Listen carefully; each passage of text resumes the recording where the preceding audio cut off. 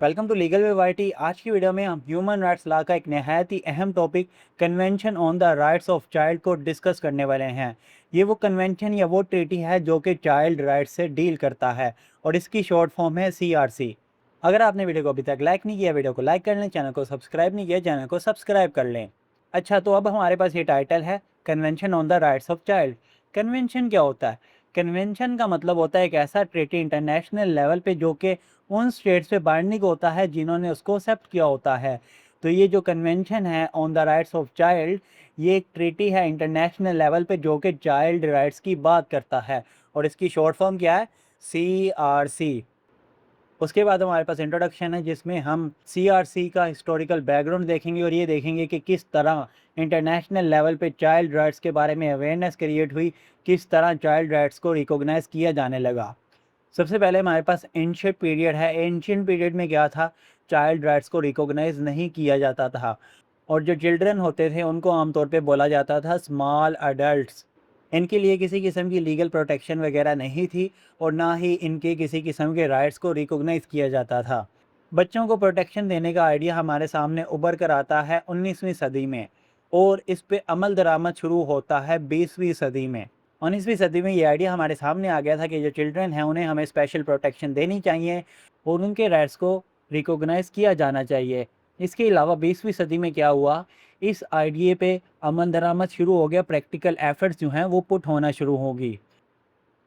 उसके बाद हमारे पास एक Geneva declaration I on the rights of child 1924 में। ये 20वीं सदी थी और इस 20वीं सदी में ये वो पहला डॉक्यूमेंट था, वो पहला इंस्ट्रूमेंट था जो कि चाइल्ड राइट्स के बारे में इंट्रोड्यूस हुआ था।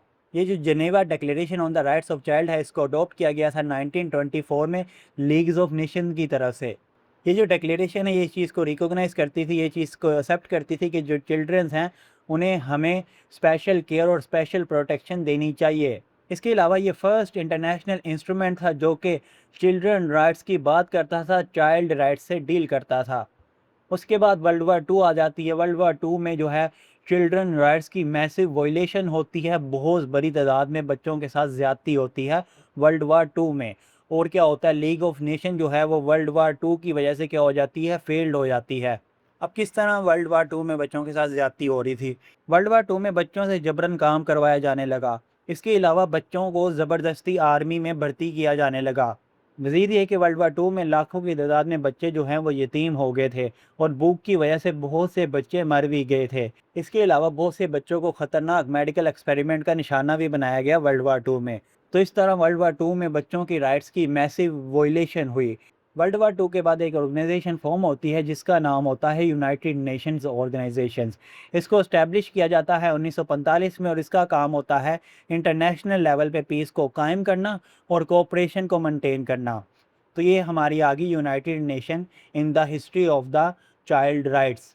अब जो बच्चे वर्ल्ड वार टू की वजह से अफेक्ट हुए थे, जिनको हैविली नुकसान हुआ था वर्ल्ड वार टू की तरफ से, उनके लिए एक अर्जेंट ह्यूमैनिटेरियन नीड की ज़रूरत थी, जिसकी वजह से यूनाइटेड नेशन ने एक टेम्परेरी रिलीफ ऑर्गेनाइजेशन कायम की जिसका नाम था United Nation International Children's Emergency Fund, UNICEF. ये वो ऑर्गेनाइजेशन थी जिसको वक्ती तौर पे कायम किया गया था सिर्फ इसलिए कि ये उन बच्चों को मदद देगी, उन बच्चों को एड फ्राहम करेगी जो कि जंग के नतीजे में मुतासिर हुए थे। बाद में क्या हुआ, 1953 में ये जो ऑर्गेनाइजेशन है इसको एक परमानेंट इंटरनेशनल ऑर्गेनाइजेशन बना दिया गया। पहले ये वक्ती तौर पे कायम की गई थी लेकिन 1953 में इसको एक परमानेंट ऑर्गेनाइजेशन का स्टेटस दे दिया गया। उसके बाद है हमारे पास declaration of the rights of child 1959। ये डिक्लेरेशन को अडॉप्ट किया जाता है यूनाइटेड नेशन जनरल असेंबली की तरफ से 1959 में। इसमें आपको 10 प्रिंसिपल्स देखने को मिलते हैं जो कि बात करते हैं चिल्ड्रन की प्रोटेक्शन की और चिल्ड्रन के वेलफेयर की। यानी कि ये बात करते हैं कि बच्चों को तहफ़्फ़ुज़ देना चाहिए और बच्चों की बेहतरी के लिए काम करना चाहिए। और ये जो डिक्लेरेशन थी ये बाइंडिंग नहीं थी स्टेट्स पे। इस डिक्लेरेशन का मकसद सिर्फ ये था कि चाइल्ड्स के जो राइट्स हैं उनको डिक्लेयर कर दिया जाए और स्टेट्स को इन्फॉर्म किया जाए चाइल्ड राइट्स के बारे में। इस डिक्लेरेशन का सिर्फ इतना पर्पस था।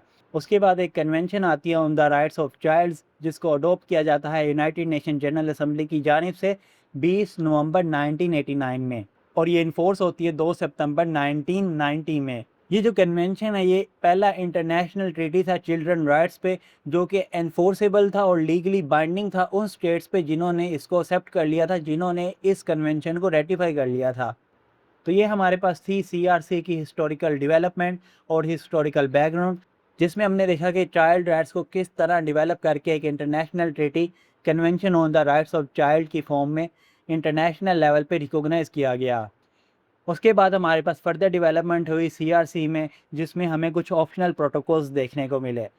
2000 में 2 ऑप्शनल प्रोटोकॉल ऐड होते हैं सीआरसी में और बाद में एक और ऑप्शनल प्रोटोकॉल ऐड कर दिया जाता है सीआरसी में। पहले ऑप्शनल प्रोटोकॉल का नाम है optional protocol on the involvement of children in armed conflict, OPAC, ये इसकी शॉर्ट फॉर्म है पहले ऑप्शनल प्रोटोकॉल की। इसमें क्या हुआ था, एक ऑब्लिगेशन इम्पोज कर दी गई थी स्टेट पार्टीज़ पे जिन्होंने सीआरसी को एक्सेप्ट कर लिया था, कि स्टेट पार्टीज़ इस चीज़ को यकीनी बनाएगी कि 18 साल से कम उम्र के जो बच्चे हैं उनको ज़बरदस्ती जो है आर्म्ड फोर्सेस में भर्ती नहीं किया जाएगा या लड़ाई झगड़ों में उनका इस्तेमाल नहीं किया जाएगा। पहले क्या होता था, जो बच्चे 18 साल से कम उम्र के होते थे उनको आर्म फोर्स में ज़बरदस्ती भर्ती कर लिया जाता था जंग की सूरत में, और मज़ीद ये कि उन बच्चों का इस्तेमाल किया जाता था जंगें लड़ने में और लड़ाई झगड़ों में।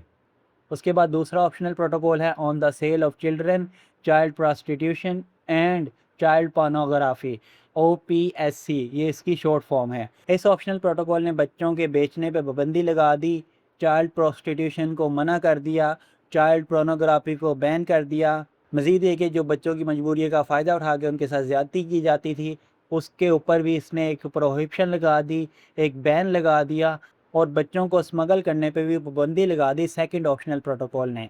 चाइल्ड प्रोस्टिट्यूशन होता है यानी कि आप बच्चों को पैसे दे के उनके साथ कोई सेक्सुअल एक्टिविटी परफॉर्म करो तो वो आएगी चीज़ चाइल्ड प्रोस्टिट्यूशन में। चाइल्ड पोर्नोग्राफी होता है कि वो मूवीज़, वो फ़िल्में जो कि बच्चों के ऊपर फ़िल्माई जाती हैं और वो फ़िल्में जो हैं वो नाज़ेबा होती हैं, उसमें सेक्सुअल एक्टिविटी में बच्चे भी शामिल होते हैं।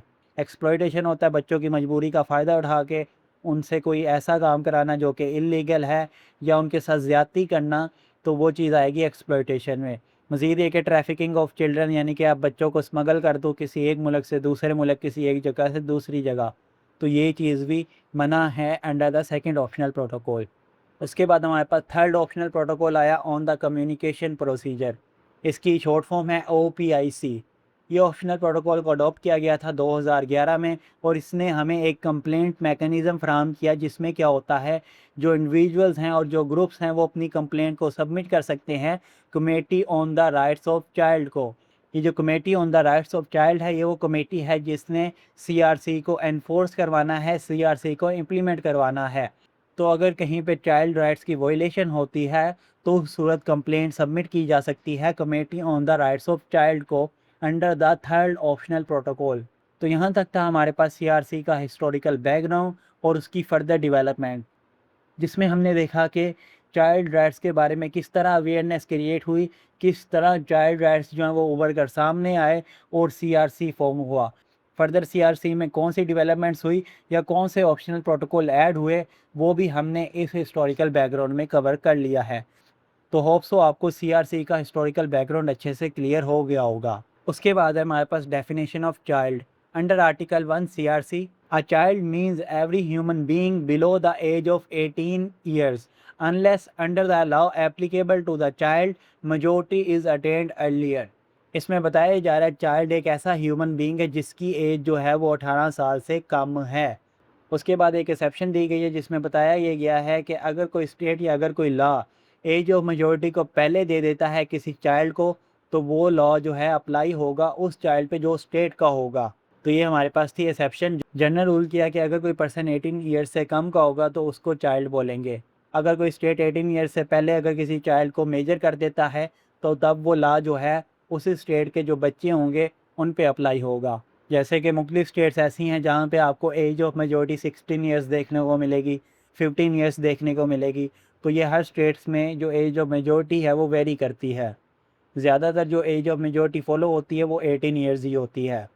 उसके बाद है हमारे पास स्कोप ऑफ सीआरसी, यानी कि सीआरसी में आपको कौन से राइट्स देखने को मिलेंगे या सीआरसी जो है वो किन चीज़ों को कवर करता है, किन चीज़ों से डील करता है। सीआरसी जो है वो कवर करता है सिविल, पॉलिटिकल, इकोनॉमिक, सोशल और कल्चरल राइट्स को, और ये राइट्स हर चाइल्ड को दिए जाएंगे अंडर द सीआरसी। उसके बाद है हमारे पास ऑब्जेक्टिव ऑफ सीआरसी, जिसमें बताया गया है कि ऑब्जेक्टिव क्या है, मकसद क्या है सीआरसी का।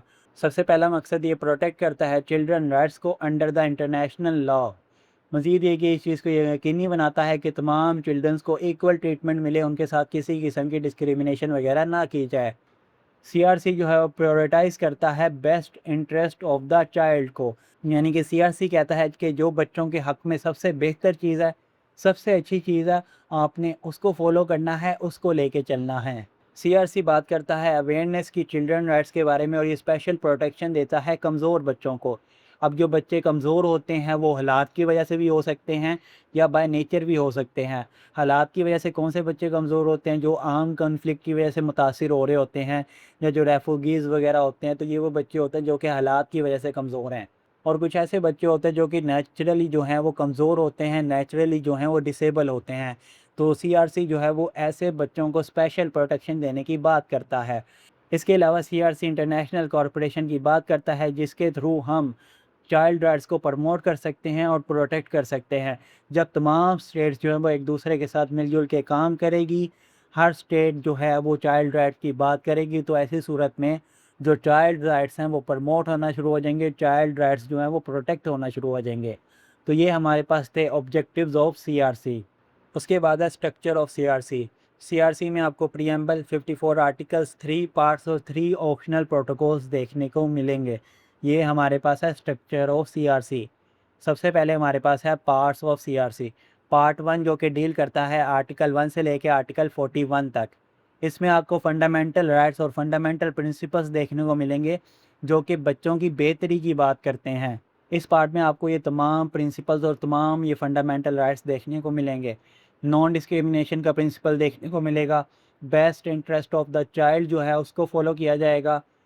सिविल राइट्स देखने को मिलेंगे। फैमिली एनवायरनमेंट जो है वो बच्चे के हक़ में होगा, बच्चे की फ़ेवर में होगा। बच्चों को राइट टू हेल्थ दिया जाएगा, राइट टू एजुकेशन दिया जाएगा, और कुछ स्पेशल प्रोटेक्शंस मेजर्स दिए जाएंगे, जिनके थ्रू जो है चाइल्ड राइट्स को प्रोटेक्ट किया जाएगा। तो ये सारा कुछ आपको देखने को मिलेगा पार्ट 1 में। उसके बाद हमारे पास पार्ट 2 है, जो कि डील करता है आर्टिकल 42 से आर्टिकल 45 तक। इस पार्ट में आपको इम्प्लीमेंटेशन मैकेनिज़म्स देखने को मिलेंगे, यानी कि किस तरह सीआरसी को इम्प्लीमेंट करवाया जाएगा, वो आपको इस पार्ट में देखने को मिलेगा। ये पार्ट आपको बताएगा रिपोर्टिंग ऑब्लिगेशंस क्या होंगी और किस तरह committee on the rights of child को कायम किया जाएगा, इस्टेब्लिश किया जाएगा। रिपोर्टिंग ऑब्लिगेशन में आपको ये देखने को मिलेगा एक स्टेट जो है उसने किस तरह अपनी रिपोर्ट को सबमिट करना है committee on the rights of child को, और committee on the rights of child जो है वो उस रिपोर्ट को किस तरह लेके चलेगी, किस तरह कैरी ऑन करेगी, और उस पे किस तरह अपनी फाइंडिंग देगी, अपनी रिकमेंडेशंस देगी, अपनी ऑब्जर्वेशंस देगी, जिसके थ्रू क्या होगा, जो स्टेट पार्टी होगी वो अपने आप को पहले से बेहतर करेगी चाइल्ड राइट्स को प्रोटेक्ट करने में। अगर कोई स्टेट पार्टी जो है वो बहुत अच्छा काम कर रही है चाइल्ड राइट्स के हवाले से, तो ऐसी सूरत में ये जो कमेटी फॉर्म होगी, committee on the rights of child, ये उस स्टेट पार्टी को एप्रिशिएट भी कर सकती है। और अगर कोई स्टेट पार्टी बहुत बुरा काम करती है, चाइल्ड राइट्स को प्रोटेक्ट करने में नाकाम रहती है, तो ये जो कमेटी है on the rights of child, ये कमेटी उस स्टेट को एम्बैरस कर सकती है, उस स्टेट्स के एक्शन को कंडेम कर सकती है, क्रिटिसाइज़ कर सकती है। तो ये सारा आपको देखने को मिलेगा पार्ट 2 में, जिसमें आप देखेंगे कि रिपोर्टिंग मैकेनिज़्म क्या होगा और इम्प्लीमेंटेशन के हवाले से किस तरह काम किया जाएगा। उसके बाद हमारे पास पार्ट 3 है, जो कि डील करता है आर्टिकल 46 से 54 तक। इसमें आपको फाइनल प्रोविजंस देखने को मिलेंगी सीआरसी की, जिसमें आप रेटिफिकेशन के बारे में जानोगे, एंट्री इनटू फोर्स के बारे में जानोगे, अमेंडमेंट, रिजर्वेशन और विड्रॉल का प्रोसीजर क्या होगा, ये सारा जो है आपको देखने को मिलेगा पार्ट 3 में। रेटिफिकेशन होता है कि किसी स्टेट ने अगर इस ट्रीटी को, इस कन्वेंशन को एक्सेप्ट करना है, तो वो किस तरह एक्सेप्ट करेगी। एंट्री इनटू फोर्स में बताया जाएगा कि ये जो कन्वेंशन है इसको कब एनफोर्स किया जाएगा। अमेंडमेंट में ये बताया जाएगा कि अगर किसी ने सीआरसी को अमेंड करना है तो उसका प्रोसीजर क्या होगा। रिजर्वेशन होता है कि अगर कोई स्टेट किसी ख़ास आर्टिकल से अपने आप को बाहर रखना चाहता है, तो ऐसी सूरत वो स्टेट रिजर्वेशन पेश कर सकता है। विड्रॉल प्रोसीजर में आप देखोगे कि कोई स्टेट किस तरह अपने आप को विड्रा कर सकता है सीआरसी से। तो ये सारा कुछ आपको देखने को मिलेगा पार्ट 3 में अंडर आर्टिकल 46 टू 54। उसके बाद है राइट्स अंडर सीआरसी, यानी कि वो राइट्स जिनको सीआरसी में प्रोटेक्ट किया गया है। सबसे पहला right best interest of child under article 3। ये वो राइट है हर चाइल्ड का जो कि उनको मिलना चाहिए। इसमें बात की गई है कि हर बच्चे के हक में जो फैसला होगा, हर बच्ची की फेवर में जो चीज़ होगी, उसको सबसे पहले फुलफ़िल किया जाएगा, वो चीज़ सबसे पहले की जाएगी। जो best interest of the child है उसको प्राइमरी कंसिडरेशन दी जाएगी, उसको सबसे पहले रखा जाएगा। एक स्टेट जो है वो इस चीज़ को यकीनी बनाएगी कि वो फ़ैसले जो कि बच्चों को अफेक्ट कर रहे हैं उसमें बच्चों का वेलफेयर सबसे पहले रखें और डेवलपमेंट जो है बच्चों की उसको सबसे पहले रखें। इन दोनों चीज़ों को प्रायोरिटाइज़ किया जाएगा under the decisions of the state और गवर्नमेंट। उसके बाद हमारे पास अगला राइट है right to life survival and development, जिसको कवर किया गया है अंडर आर्टिकल 6। इस राइट में ये बताया गया है कि तमाम बच्चों का इनहेरेंट राइट ऑफ लाइफ जो है उसको रिकॉग्नाइज़ किया जाएगा। हर बच्चे को राइट टू लाइफ दिया जाएगा, हर बच्चे को ये राइट हासिल होगा कि वो ज़िंदा रह सके। स्टेट जो है वो ऐसे इकदामात लेगा जिसके थ्रू बच्चे ज़्यादा से ज़्यादा देर तक ज़िंदा रह सकें और जिस हद तक हो सके बच्चों की डेवलपमेंट पर काम किया जाए। स्टेट इन दोनों चीज़ों को यकीनी बनाएगा अंडर द आर्टिकल 6। उसके बाद हमारे पास आर्टिकल 7 है जिसमें बताया गया है कि हर बच्चे को right to name and right to nationality दिया जाएगा। हर बच्चे के पास ये राइट होगा कि उसको रजिस्टर किया जाए। बर्थ के वक़्त जब भी कोई बच्चा पैदा हुआ है तो उसको रजिस्टर किया जाएगा उस कंट्री में जहाँ पे वो पैदा हुआ है। उसके बाद उस बच्चे का राइट है कि उसको एक नाम दिया जाए और उसको वो नेशनलिटी दी जाए जो कि उसका हक बनता है। मज़ीद ये कि हर बच्चे को जाना जाएगा और उसको केयर दी जाएगी उसके पेरेंट्स की तरफ से। उसके बाद हमारे पास अगला राइट है राइट टू प्रिजर्व आइडेंटिटी, जिसको कवर किया गया है अंडर आर्टिकल 8। इस राइट में ये बताया गया है कि जो स्टेट है वो लाजमी रिस्पेक्ट करेगा और प्रोटेक्ट करेगा चाइल्ड की आइडेंटिटी को, जिसमें उसका नाम होगा, नेशनलिटी होगी, फैमिली रिलेशंस होंगे। यानी कि बताया जा रहा है कि जो बच्चा होगा उसका नाम जो है उसको प्रोटेक्ट किया जाएगा, उसको उसके नाम से ही बुलाया जाएगा। ऐसा नहीं होगा कि आप किसी बच्चे को किसी दूसरे नाम से बुलाओ। ये अगर आप उसको उसके नाम से बुलाओगे तो मतलब कि आप उसकी आइडेंटिटी को प्रोटेक्ट कर रहे हो। उसको उसी नेशनलिटी के साथ लिंक किया जाएगा जिससे वो बिलोंग करता है और उसकी जो फैमिली है उसको उसी में कंसीडर किया जाएगा अंडर द आर्टिकल 8। उसके बाद अगला राइट है राइट टू पार्टिसिपेट, जिसको कवर किया गया है अंडर आर्टिकल 12। इस राइट में बताया गया है कि हर बच्चा जो है वो अपने व्यूज़ को शेयर कर सकता है, बता सकता है उन मैटर्स में जो कि मैटर्स उनको अफेक्ट कर रहे हैं। अब बच्चों के जो व्यूज़ होंगे उनको इम्पोर्टेंस दी जाएगी उनकी एज के मुताबिक और उनकी मैच्योरिटी के मुताबिक। बच्चे जितने मैच्योर होंगे या उनकी जो भी एज होगी उसके मुताबिक जो है बच्चों के व्यूज़ को इम्पोर्टेंस दी जाएगी और उनको पार्टिसिपेशन का हक होगा उन फैसलों में जो फैसले उनको मुतासिर करेंगे। उसके बाद अगला राइट है right to freedom of expression, जिसको कवर किया गया है अंडर आर्टिकल 13। इस राइट में बताया गया है कि हर बच्चे को ये राइट हासिल होगा कि वो इंफॉर्मेशन सीख कर सके, रिसीव कर सके और अपने आइडियाज़ और ओपिनियन को शेयर कर सके। तो ये राइट को कवर किया गया है अंडर आर्टिकल 13। उसके बाद आर्टिकल 14 है जिसमें हर बच्चे को freedom of thought, conscience and religion का राइट दिया गया है। हर बच्चे को सोचने का इख्तियार होगा। मज़ीद ये कि वो अच्छे बुरे में फ़र्क करने का पूरा पूरा इख्तियार रखेगा और उसका जो मज़हब होगा वो उसको प्रैक्टिस कर सकेगा, उसको फॉलो कर सकेगा under the article 14 of the CRC.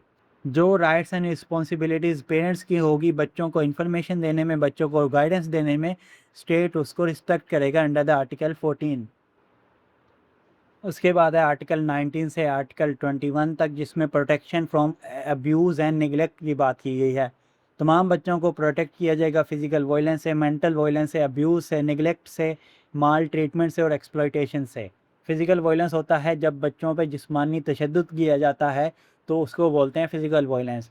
Mental violence क्या होता है जब बच्चों पे मेंटली तौर पे प्रेशर डाला जाता है, ज़हनी दबाव डाला जाता है, तो वो चीज़ आती है मेंटल वायलेंस में। अब्यूज़ होता है जब बच्चों के साथ ज़्यादती की जाती है। नेग्लेक्ट में क्या होगा जब आप किसी बच्चे को वो केयर या वो अटेंशन नहीं दोगे जो कि देना बनता था, तो ऐसी सूरत आपने उस बच्चे को नेग्लेक्ट किया है। माल ट्रीटमेंट यानी कि बच्चों के साथ बुरा सलूक, एक्सप्लॉयटेशन यानी कि बच्चों की मजबूरी का फ़ायदा उठा के उनके साथ ज़्यादती करना। ये तमाम चीज़ें जो हैं इनसे बच्चों को प्रोटेक्ट किया जाएगा, इनसे बच्चों को तहफ़्फ़ुज़ दिया जाएगा। उसके बाद एक स्टेट जो है वो लेजिस्लेटिव और एडमिनिस्ट्रेटिव मेजर्स लेगा ताकि बच्चों को वो प्रोटेक्ट कर सके। उसके बाद है राइट ऑफ रेफ्यूगी चिल्ड्रन आर्टिकल 22। इस आर्टिकल में ये बताया गया है कि जो बच्चे रेफुगीज़ बन जाते हैं उनको स्पेशल प्रोटेक्शन दी जाएगी, उनको ह्यूमैनिटेरियन असिस्टेंस दी जाएगी। ह्यूमैनिटेरियन असिस्टेंस वो होती है जो कि एमरजेंसी की सूरत में एड दी जाती है। अब वो एमरजेंसी कोई जंग भी हो सकती है, कोई नेचुरल डिज़ास्टर भी हो सकता है, या इसके अलावा कोई और भी वजह हो सकती है एमरजेंसी की। तो इन तमाम सूरतों में अगर जो बच्चे हैं वो रेफुगीज़ बन जाते हैं तो उनको स्पेशल प्रोटेक्शन दी जाएगी और ह्यूमैनिटेरियन असिस्टेंस दी जाएगी। उसके बाद है right of children with disabilities, यानी कि ये वो बच्चे होते हैं जो कि डिसेबल होते हैं। अब उन बच्चों का क्या हक़ है, उनको स्पेशल केयर दी जाएगी, उनको असिस्टेंस दी जाएगी, उनको एजुकेशनल एंड सोशल इंटीग्रेशन का राइट दिया जाएगा। यानी कि वो बच्चे जो कि कोई ख़ामी रखते हैं जिस्मानी लिहाज से, उनको एजुकेशन का राइट दिया जाएगा और उनको इस काबिल बनाया जाएगा कि वो माशरे में पार्टिसिपेट कर सके, वो माशरे का हिस्सा बन सकें। ये चीज़ आपको देखने को मिलेगी under article 23 of the CRC। उसके बाद बच्चों को अगला राइट है राइट टू हेल्थ, जिसको कवर किया गया है आर्टिकल 24 में। हर बच्चे को ये राइट हासिल है कि वो highest attainable standard of health को अचीव कर सके, यानी कि जिस हद तक हो सके उस हद तक अच्छी हेल्थ को मेंटेन कर सके, हर बच्चे को ये राइट दिया जाएगा। इसके अलावा हर बच्चे का ये राइट होगा कि वो हेल्थ केयर सर्विसेज को एंजॉय कर सके और जो भी प्राइमरी हेल्थ केयर सर्विसेज हैं वो भी हर बच्चे को दी जाएंगी। प्राइमरी हेल्थ केयर सर्विसेज में वो सर्विसेज आती हैं जो कि एक पैदा होने वाले बच्चे को दी जाती हैं। तो जो भी बच्चा पैदा हुआ है, जो भी मैंडेटरी उस वक्त सर्विसेज हैं वो उस बच्चे को लाजमी दी जाएंगी। इसके अलावा डिज़ीज़ प्रिवेंटेशन की जाएगी, यानी कि जो बच्चों में बीमारियां फैलती हैं उन बीमारियों को ख़त्म किया जाएगा, तमाम बच्चों को बीमारियों से बचाया जाएगा। उसके बाद हमारे पास अगला राइट है right to an adequate standard of living under article 27। इस राइट में ये बताया गया है कि ऐसी कंडीशंस प्रमोट की जाएंगी, ऐसे हालात पैदा किए जाएंगे जिसमें बच्चे जो हैं वो फिज़िकली तौर पे डेवलप हो सकें, मेंटली तौर पे अपने आप को डेवलप कर सकें, स्पिरिचुअली डेवलप हो सके, अपने आप को मॉरली और सोशली तौर पे डेवलप कर सकें। हर लिहाज से जिसमें बच्चे डेवलप कर सकें, ऐसे हालात प्रमोट किए जाएंगे, ऐसी कंडीशन को स्टेट जो है वो इन्फोर्स करेगी और हर चाइल्ड को ये राइट है कि वो अच्छा मेयार ज़िंदगी जो है वो गुजार सके। और अच्छा मेयार ज़िंदगी उसी वक्त मेंटेन होगा जब एक बच्चा फिज़िकली, मेंटली, स्पिरिचुअली, मॉरली और सोशली तौर पे फुली डेवलप होगा। उसके बाद है राइट टू एजुकेशन, जिसको कवर किया गया है अंडर आर्टिकल 28। इस राइट में ये बताया गया है कि हर बच्चे को राइट टू एजुकेशन दिया जाएगा और इक्वल अपॉर्चुनिटीज़ दी जाएगी हर बच्चे को बाकी बच्चों के मुकाबले में। स्टेट जो है वो इस चीज़ को यकीनी बनाएगा जो प्राइमरी एजुकेशन है वो लाजमी होगी और फ्री होगी, और इसके अलावा जो सेकेंडरी और हायर एजुकेशन है वो तमाम बच्चों के लिए इक्वली एक्सेसिबल होगी। उसके बाद राइट टू लेशोर एंड प्ले है, जिसको कवर किया गया है अंडर आर्टिकल 31। इस राइट में ये बताया गया है कि बच्चों को आराम और फुर्सत करने का वक़्त होगा, बच्चे खेल सकते हैं, रिक्रिएशनल एक्टिविटीज़ में हिस्सा ले सकते हैं, कल्चरल और आर्टिस्टिक लाइफ में पार्टिसिपेट कर सकते हैं। रिक्रिएशनल एक्टिविटीज़ क्या होता है? ऐसी एक्टिविटीज़ जो आम तौर पे इंसान जो है वो फ्री टाइम में करता है, और रिक्रिएशनल एक्टिविटीज़ को इंसान रिलैक्स होने के लिए, खुद को सेटिस्फाई करने के लिए और फ़न के लिए करता है। इसके अलावा जो आर्टिस्टिक लाइफ है, इसका मतलब ये है कि जो बच्चे हैं वो पार्टिसिपेट कर सकेंगे एंटरटेनमेंट एक्टिविटीज़ में, ड्रामास वगैरह में। तो ये तमाम राइट्स जो हैं ये बच्चे को दिए जाएंगे अंडर द आर्टिकल 31। उसके बाद है हमारे पास आर्टिकल 32 से आर्टिकल 40 तक, जिसमें आपको स्पेशल प्रोटेक्शन मेजर्स देखने को मिलेंगे। और ये वो मेजर्स हैं जो कि बच्चों को प्रोटेक्ट करने के लिए लिए जाएंगे, और ये मेजर्स आपको आर्टिकल 32 से लेकर आर्टिकल 40 तक देखने को मिलेंगे अंडर द CRC। सबसे पहला मेजर जो है वो रिलेट करता है इकोनॉमिक एक्सप्लॉयटेशन से, इसको कवर किया गया है आर्टिकल 32 में। इसमें बताया गया है बच्चों को डेंजरस कामों से दूर रखा जाएगा, और ऐसे काम जो कि हार्मफुल होंगे उनकी सेहत के लिए और उनकी डेवलपमेंट के लिए, वो काम उनसे नहीं करवाए जाएंगे। उनको प्रोटेक्शन दी जाएगी इन किस्म के कामों से। उसके बाद दूसरे नंबर पे हमें बताया गया है प्रोटेक्शन फ्रॉम ड्रग अब्यूज़, यानी कि जो बच्चे होंगे उनको प्रोटेक्ट किया जाएगा कि वो ड्रग्स वगैरह यूज़ ना करें, और ना ही वो ड्रग की मैन्युफैक्चरिंग या प्रोडक्शन में शामिल होंगे, और ना ही वो ड्रग्स को एक जगह से दूसरी जगह ले जाने का काम करेंगे। उनको प्रोटेक्शन दी जाएगी ड्रग्स के हवाले से। उसके बाद अगली प्रोटेक्शन है जो कि रिलेट करती है सेक्सुअल एक्सप्लॉयटेशन से, यानी कि जो बच्चे हैं उनको सेक्सुअल एक्सप्लॉयटेशन से प्रोटेक्ट किया जाएगा। उनको सेक्सुअली तौर पे अब्यूज़ नहीं किया जाएगा, उनकी मजबूरियों का फ़ायदा उठा के उनके साथ सेक्सुअल एक्टिविटी परफॉर्म नहीं की जाएगी और ना ही उनको पोर्नोग्राफिक एक्टिविटीज़ में इन्वॉल्व किया जाएगा। पोर्नोग्राफिक एक्टिविटीज़ यानी कि जो नाज़ेबा फ़िल्में बनती हैं उनमें बच्चों को इन्वॉल्व नहीं किया जाएगा। उसके बाद अगली प्रोटेक्शन है जो कि सेल, ट्रैफिकिंग एंड अबडक्शन के हवाले से है। बच्चों को आप सेल नहीं कर सकते, ना ही उनको एक जगह से दूसरी जगह स्मगल कर सकते और ना ही बच्चों को अगवा वगैरह किया जा सकता है। स्टेट जो है वो ऐसी तमाम एक्टिविटीज़ को रोकेगा और ऐसी तमाम एक्टिविटीज़ पे पाबंदी लगाएगा।